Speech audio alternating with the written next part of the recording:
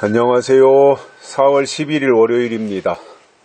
한 주간을 또 새 출발하는 날입니다. 한 주간 동안도 하나님과 동행하면서 승리의 발걸음이 되시기를 바랍니다. 러시아가 우크라이나를 침공한 지 40일이 넘은 것 같습니다. 그런데 러시아가 죽을 쓰고 있습니다. 전전긍긍하고 있어요. 근데 좀 이해가 안 되는 부분이 있습니다. 뭐냐면 러시아가 도발을 했잖아요. 우크라이나를 향해서. 러시아는 사회주의 국가이고 우크라이나는 민주주의 국가입니다. 그런데 이유에 어찌 되었든 도발을 했어요. 러시아가 전쟁을 일으켰어요. 그리고 우크라이나가 침략을 당한 피해 국가입니다. 그런데 우리나라에서 놀랍게도 전쟁을 일으킨 러시아를 응원하는 사람들이 있더라고요. 난 그런 사람들은 도대체 어떤 사람인지 모르겠어요. 그런데 좌파 성향을 가진 사람들이 대개가 러시아를 응원하고 우파 성향을 가진 사람들이 우크라이나를 응원하는 것을 봤습니다. 제 주변을 보니까 그래요. 우파는 우크라이나를 응원해요. 근데 일반 사람들이 좌파가 되고 또 러시아를 응원하는 거야 그다지 놀랄 일이 아니겠지만 목회자들이 그러고 있다는 거에 대해서 저는 굉장히 놀랐습니다.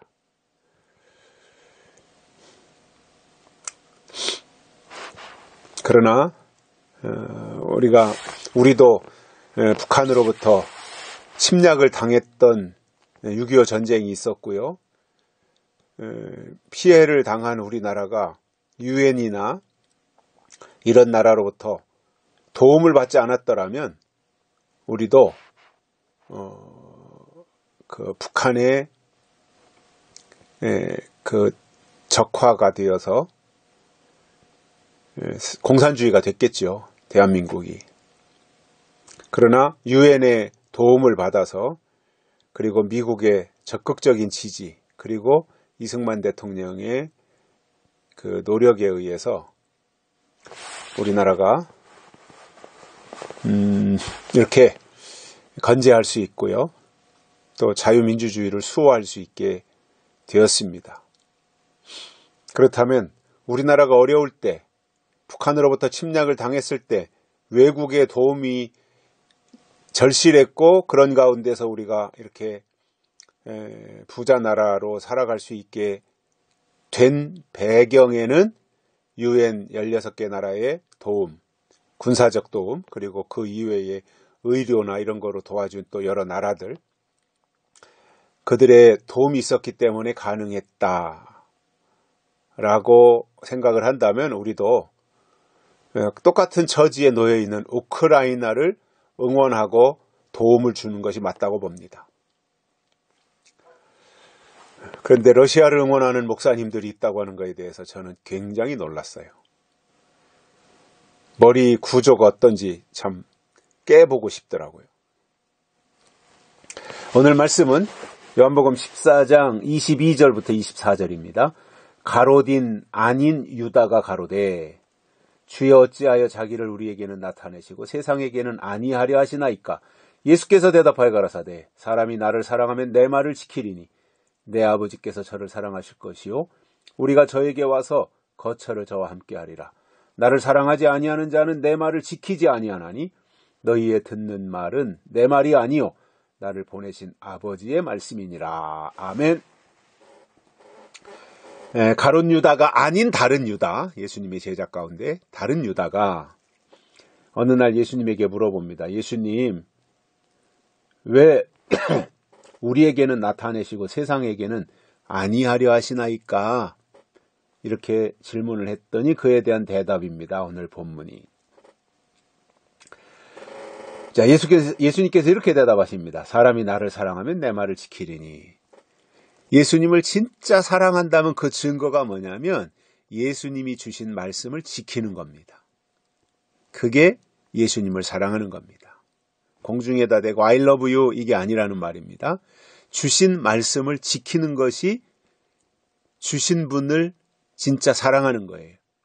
그분이 하신 말씀, 그분이 주신 말씀을 지키는 것이 그분을 사랑하는 거지요.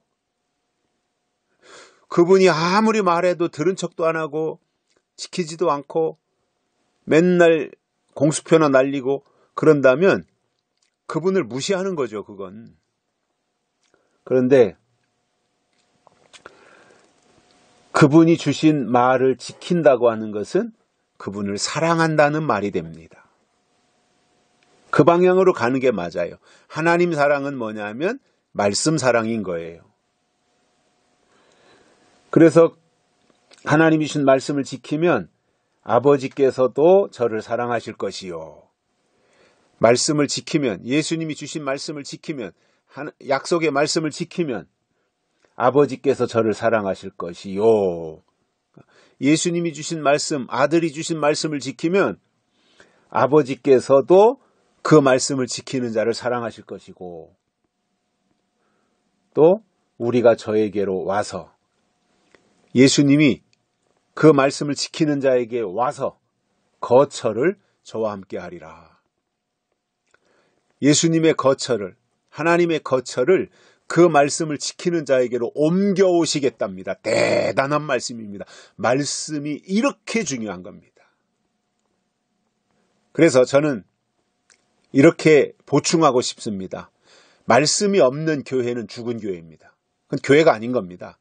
말씀이 없는 교회는 교회가 아닙니다. 구약에서도 그렇죠. 선지자라고 하면서 하나님이 주신 예언의 말씀이 없는 자는 선지자가 아닌 겁니다. 그건 가짜입니다. 거짓 선지자입니다. 참 선지자에게는 그때그때마다 주시는 하나님의 말씀이 그 입술에 담겨져 있었던 것입니다. 이게 증거입니다. 그래서